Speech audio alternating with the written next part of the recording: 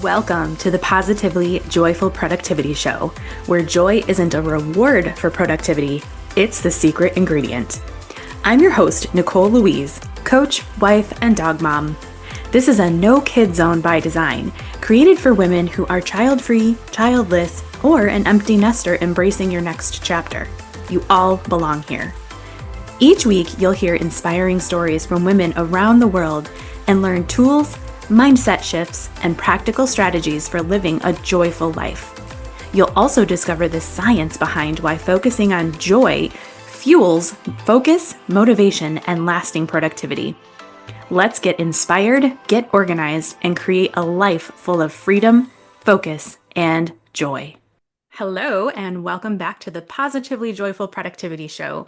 I'm your host, Nicole Louise, and I'm excited to have today's guest with me. I have Delane Benson, who is a registered nurse and breathwork facilitator at Delane Benson Wellness. So, Delane, welcome to the show today. I am really glad to have you here. Yes, I am so excited. Thank you for having me. Of course. And to my listeners, I am especially excited about this conversation. I know I say excited like every episode, but I truly am because these women are amazing who I interview. And this conversation is, oh, it hits home for me. As a teacher, and Delane, you as a registered nurse, I know you see this as well. So many of us give so much of ourselves, and we fall into that people pleaser and perfectionist trap. And so, to my listeners, that is what we are diving into today. And Delane has been gracious enough to share a little trick that's going to help us with that. So, I'm very delighted to have you here. So, Delane, let's get started, shall we? We should, yes. Okay. So, Delane, you talk about how personality patterns like perfectionism or people pleasing are actually nervous system responses. And that's pretty cool. I don't think I've ever heard anyone explain that before. So, can you tell us what that means in simple everyday terms for our listeners? I would love to. So, to start, I'd like to say that when I talk about our nervous system, and what I'm specifically talking about here is our autonomic nervous system. And really, all you need to know about it is that's the part of your nervous system that's responsible for regulating your body. And it almost works like a seesaw. It has one half of it that activates your body in response to stress. And so lots of people know about that activation as fight or flight. That's the thing that many people have heard of. And Mm-hmm. so in that state, it's getting everything ready for you to really perform, for you to be on top of your game. And then the other side of the nervous system is more about rest, repair, digestion, recovery. And so, in an ideal state, our bodies are living in both of these states regularly, kind of like a seesaw. We get a little bit more activated, we need to perform, and then we need to rest and digest. And it just goes back and forth. And what I see with my clients, and especially just with women in general these days, is that we are spending way too much time in that activated state and not enough in the rest. And then it's even getting to the point where the rest isn't even really comfortable anymore for us. It feels uncomfortable. Yeah. And so that kind of brings us into there aren't just like you always hear about fight and flight, but that's really not the only two responses of that activated nervous system. Mm-hmm. There's also freeze and fawn. And so that's where it really starts to tie into these personality patterns. So Mm-hmm. freeze is essentially it's saying, I'm here, but I'm not really present. And so you are feeling unsafe in your body for whatever reason. And it makes you dissociated, flat, shut down. So you look calm on the outside, but on the inside, your brain is spinning and your body's on high alert. And that's what's really interesting about this is it is still a part of this fight or flight system, but Mm-hmm. many women assume that they are regulated because on the outside they look they have it all together, they look calm, they're collected, but they've got a hamster wheel going in their heads. Yeah. And it's if you see this response like in a wild animal, they're stopping their movement to neither be seen nor heard, but they are in an elevated state ready to flee if they're found. And Mm-hmm. so that ties in a lot to perfectionism, which we'll get into more. But yeah, that's the response tied to that. Now, the fawn response is it's really people pleasing on the biological level. Your Mm, nervous system perceives a danger of some sort, and instead of running, you try to appease that threat. And so, one example I like to use is you're going to go to a gathering of your family, and you have one family member who's always confrontational, always challenging. And so when that person arrives to the gathering, you offer them food or a drink or something like that, just to kind of mm, keep things smooth, to appease them so that they don't cause any trouble. And so mm. that's leading to that fawning response. So again, it looks like you're just being nice, but actually it's wired to a deeper survival response. And so it gets pretty interesting when you see that. And Yeah. then just to kind of bring it all together, an analogy I use for understanding the nervous system is that the nervous system is like the body's smoke alarm. It's designed to go off when it thinks there's danger. And so for some people, that alarm is going off when they feel conflict. And Mm, so they try to please all these people.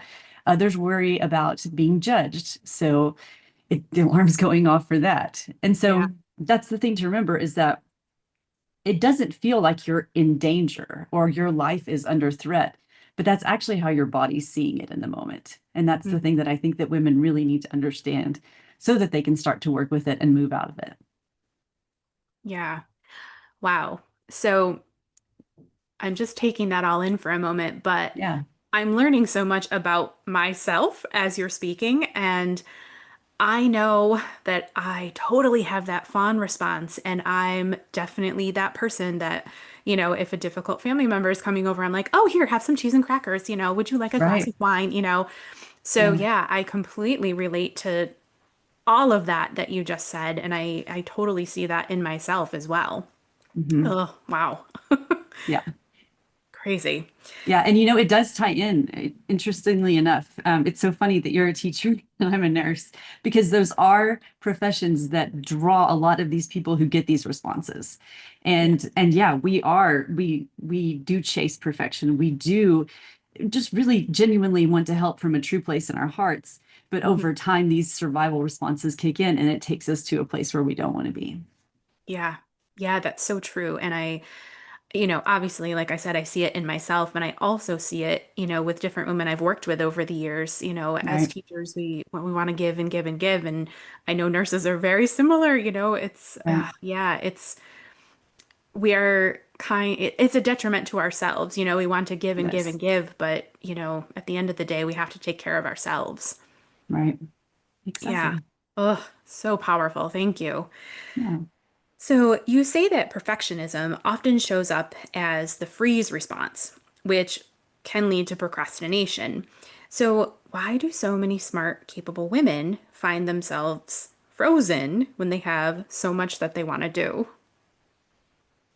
Yeah, so perfectionism leads to creating impossible standards for oneself. Hmm. And the nervous system starts to read those standards as danger. And so instead of mobilizing you and moving forward, you're shutting down because you're seeing these, I'm never going to meet this standard, so why try is essentially what your body is saying. And so, yeah, I see incredibly smart, ambitious women, and they can do all of these things, juggle 10 things at once, run a household, lead a team, but Hmm. they can't seem to send a certain email or launch this project. And it's because their nervous system has paired this specific action with risk. And so it's choosing to freeze because that feels safer than actually trying to move forward. Hmm. And that's one thing that really comes into working with retraining your nervous system Hmm. is, especially with perfectionism, learning to just take one little step forward. Instead of looking at the whole project and getting completely overwhelmed and just not starting it, you Hmm. just think about what's the next safe, doable thing that I can do. And just taking these little small steps. And by each step, you're accomplishing something which does over time help it look like a less threatening situation to you. And then the other thing that I like to do if you do find yourself in a freeze response, because there's some women that have taken it so far that even just sitting at the computer can cause a freeze response. And so one thing I like to do is if you're starting to really become aware of that and see that freeze is a problem for you, Hmm. as funny as it sounds, movement brings you out of freeze.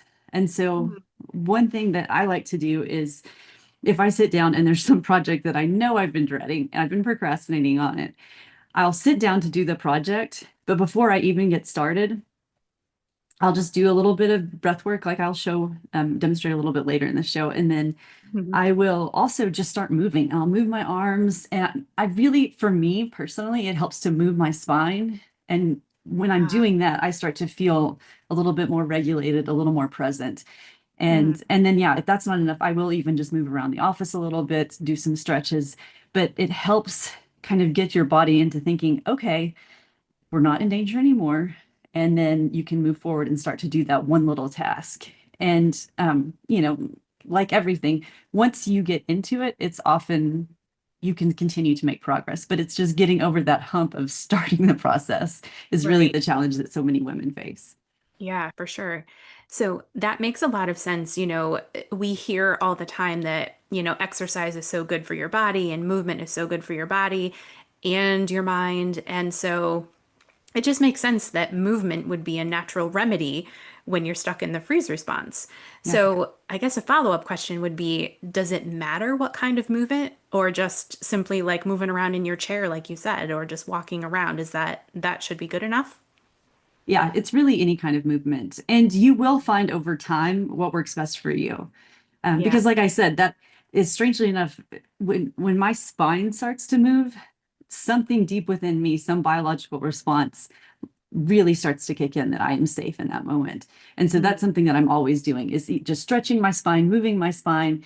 It makes a big difference for me. But I know that there are some people that stretching really makes a difference. I have one client that does squats. Like she'll just bust into squats, and that's the thing that makes her feel safe and kind of gets everything going again. But it Yeah. just takes some experimentation. But really, any movement is going to help. But then over time, if you make this a practice and you really start to get serious about it, you'll find the things that work best for you. Yeah.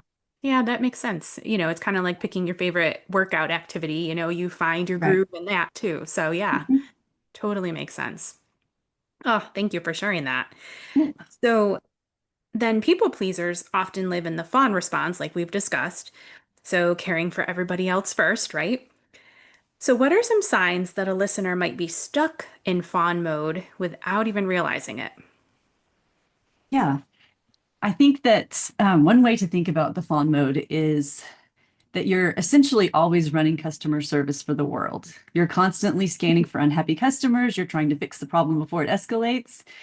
And so that's one way to kind of think about it. And then it often flies under the radar because it looks like being nice or helpful. But some hidden signs are you say yes when you really want to say no. Mm-hmm. You check other people's moods before deciding how you feel. Mm-hmm. You feel guilty resting or doing something for yourself. Mm-hmm. You apologize constantly, even for things that aren't your fault. You notice resentment building because you give and give, but rarely receive. And you feel responsible for the outcomes of others as well as their emotions. And one of the biggest signs of fawn is that your needs are invisible, even to you. You might not even know what you want for dinner because your first instinct is to ask everyone what they want. So you've never even spent the time or the energy to think it out. Mm-hmm. And you might avoid difficult conversations at all costs or feel your worth comes from being useful. So it can feel like you're doing all these loving and nice things, but really it's just this survival response is kind of governing everything for you.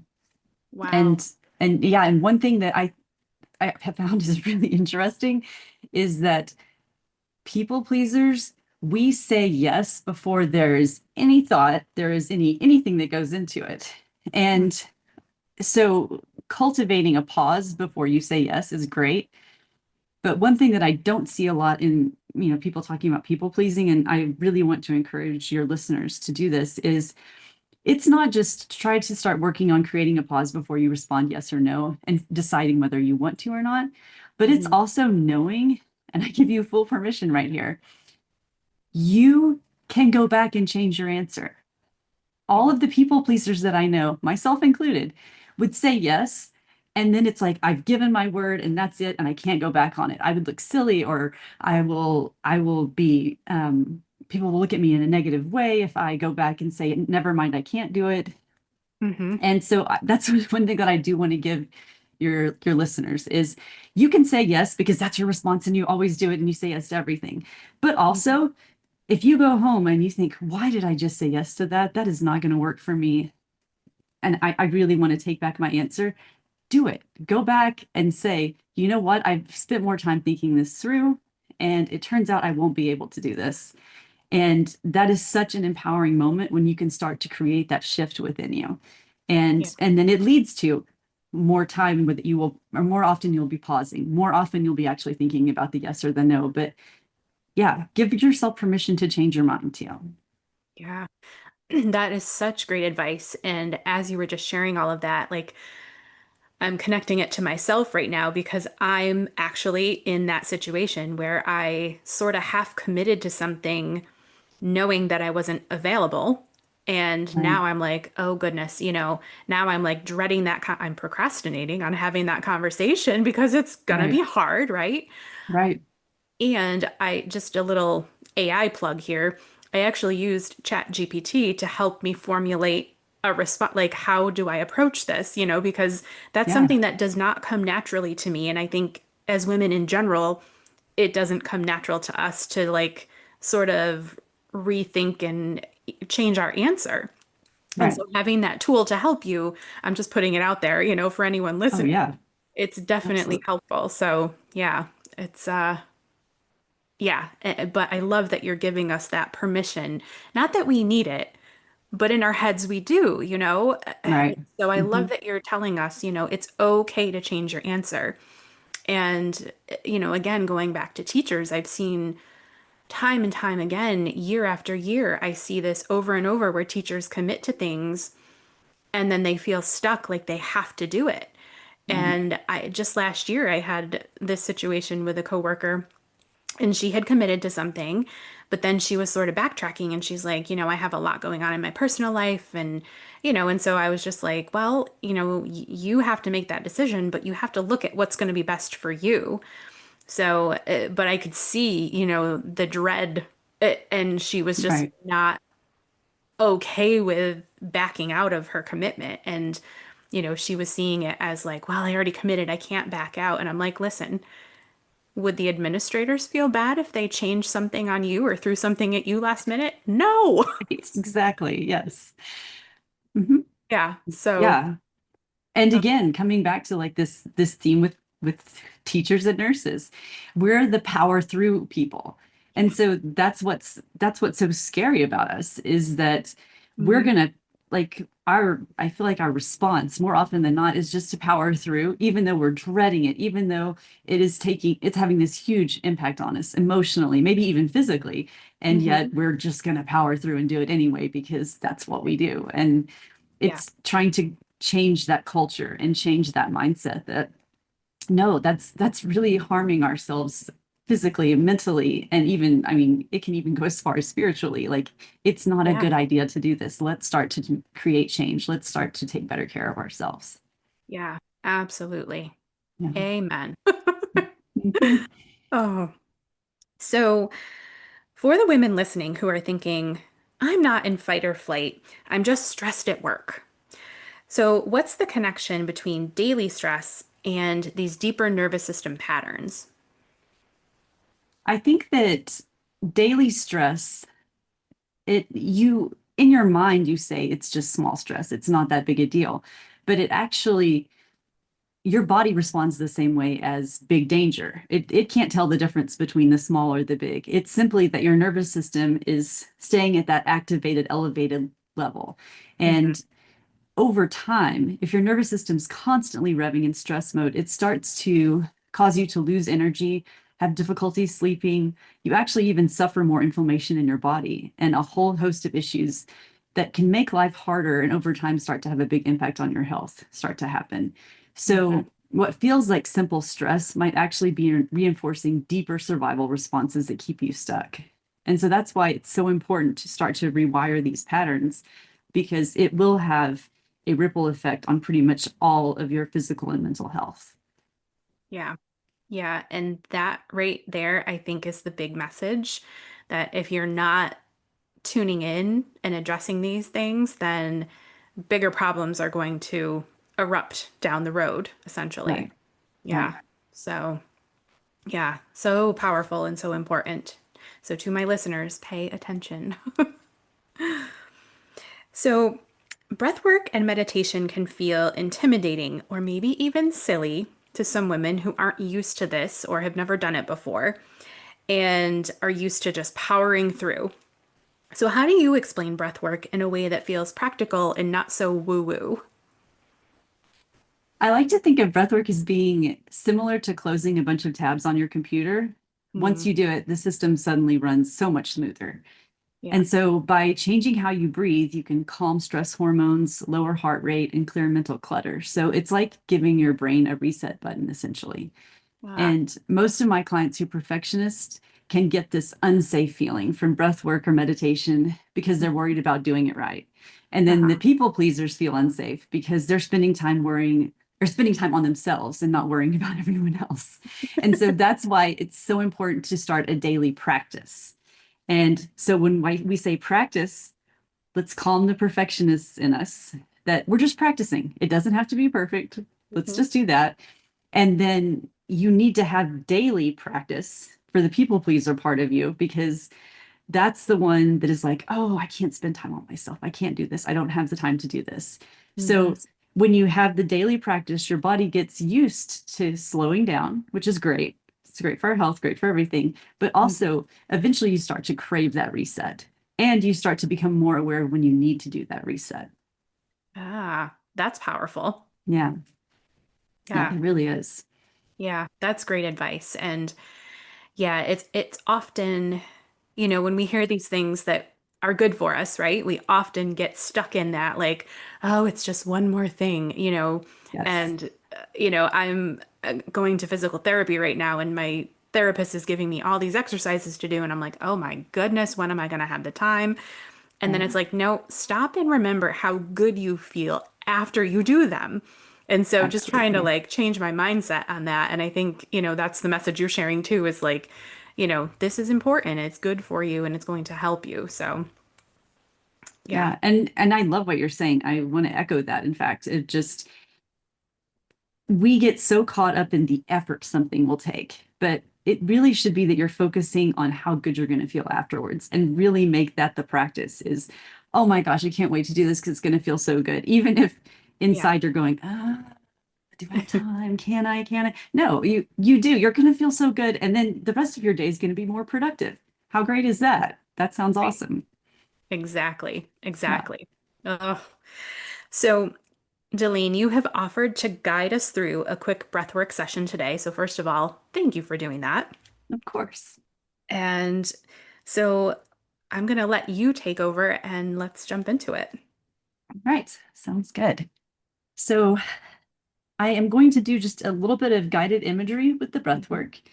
And it's best done if you are sitting down or even lying down. But the biggest thing I want you to do is just get comfortable. And it is helpful to close your eyes, but also not required if that doesn't feel good to you. And so just kind of get settled first. If you need to move your shoulders around, move your hips around, get into a really comfortable position. And then with your eyes closed, I want you to draw your focus inward, taking in a nice deep breath and noticing the temperature of the air as it goes through your nostrils.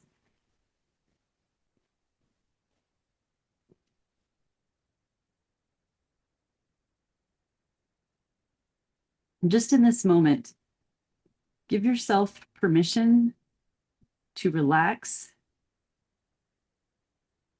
Let your body know that you are safe right now, that you deserve to take this moment.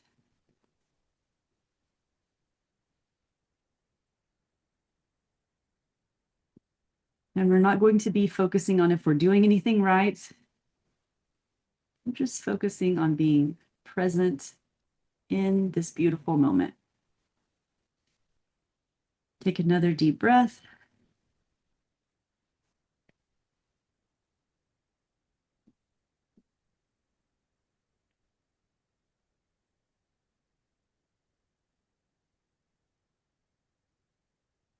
And now just continue breathing deeply as you do a scan through your face. Are you furrowing your brow? Are you clenching your jaw? Just let those things go. Intentionally releasing those muscles.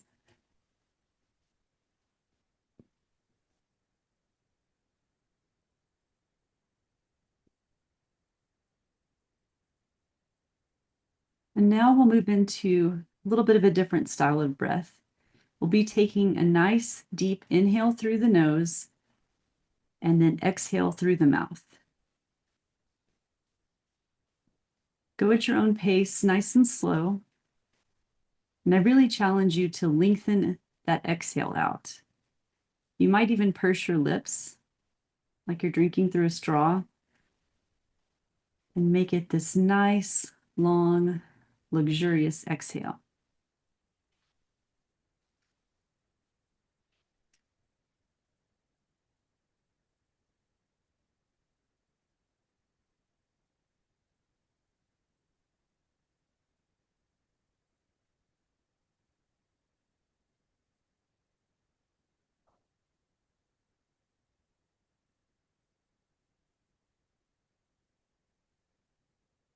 That's great. Do one more nice deep breath in, long exhale.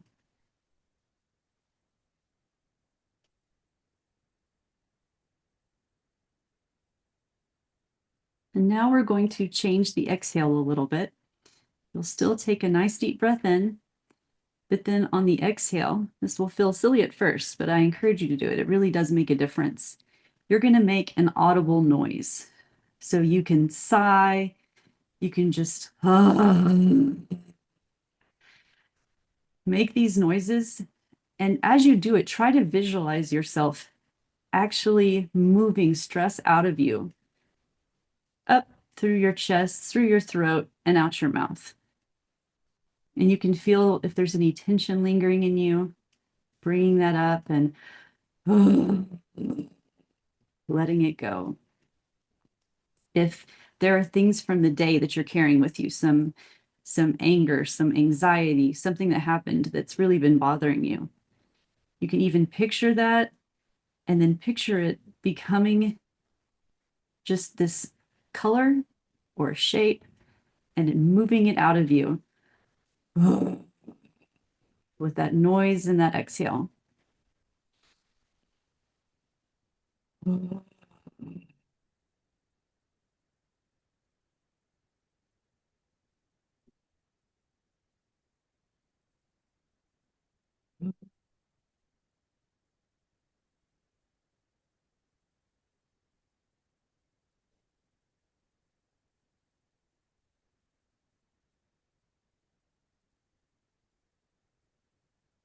Now we'll be doing one final breath pattern. And this is just going to help refresh us and get us ready for our next things that we need to do today. So for this one, you'll be taking a quick and a bit forced inhale through the nose, like that. And you might even feel your stomach will tense up as you take the breath. And then you release the breath through your mouth, but just passively. So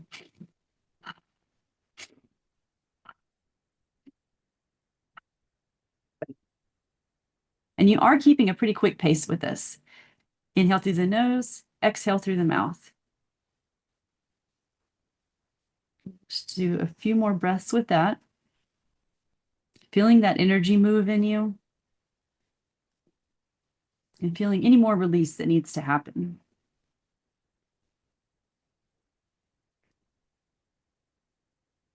Okay, now we'll take one more nice deep inhale and another audible exhale. Oh.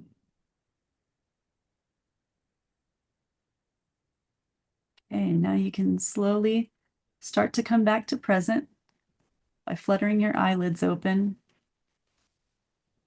taking a nice deep breath, just noticing if you feel any difference in your body.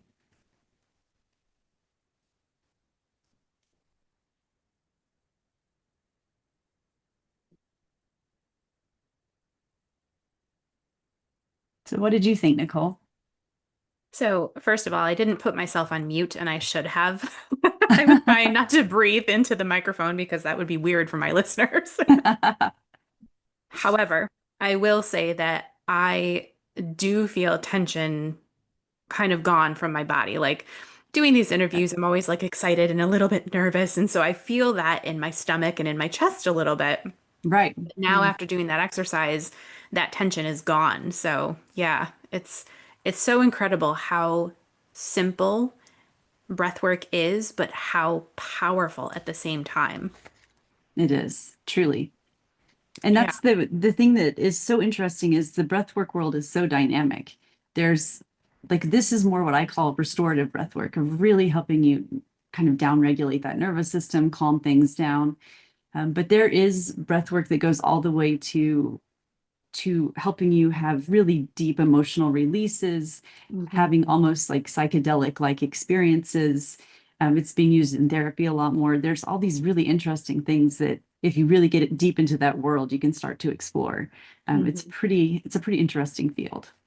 It is. It really is. So I want to thank you again for sharing that beautiful practice with us. And to my listeners, feel free to go back and listen to this again and use it as many times as you need to, because that was incredibly powerful. So, Delane, thank you for that. You're welcome. I'm happy to do it. Thank you. So, before we wrap up, I just have one final question for you. Okay. So, on the Positively Joyful Productivity Show, we align with joy. And so, Delane, I would love to hear what is one thing that you do for yourself that brings you joy? I think that the thing that I seek the most that does give me joy is really feeling deep love and belonging. And so, whether that's being incredibly deeply present with my spouse, with my stepson, with a friend, or even like I feel that deep love and connection in breathwork classes when I host those too, of just really feeling that we've all come together for a similar purpose, and you get to feel some of that oneness and that love. So anything that brings in love and belonging essentially is the thing that I like to find and cultivate as much for myself as possible.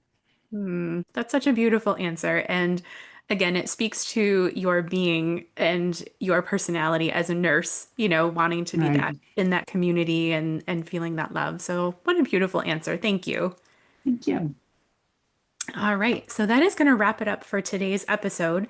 Delane, thank you so much one more time for being here. This was a really powerful conversation, and I'm so excited to share this with my listeners. Of course. I love this. This was great. Thank you. Yeah, thank you. And to my listeners, have a beautiful week ahead, and I will chat with you very soon.